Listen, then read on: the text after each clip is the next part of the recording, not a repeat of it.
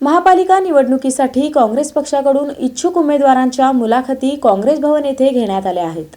सोलापूर महानगरपालिका निवडणूक 2026च्या पार्श्वभूमीवर सोलापूर शहर काँग्रेसच्या वतीने इच्छुक उमेदवारांच्या मुलाखती उत्साहात पार पडल्या। या मुलाखती खासदार प्रणिती शिंदे व शहर काँग्रेस अध्यक्ष चेतन नरोटे यांच्या उपस्थितीत घेण्यात आल्या। प्रभाग क्रमांक 1 ते 11 तसेच 20, 21, 23, 24, 25 व 26 मधील इच्छुक उमेदवारांनी मोठ्या संख्येने हजेरी लावली। समर्थकांसह ढोल ताशे व हलगीच्या गजरात उमेदवार मुलाखतीस दाखल झाल्याने काँग्रेस भवन परिसरात उत्साही वातावरण होते।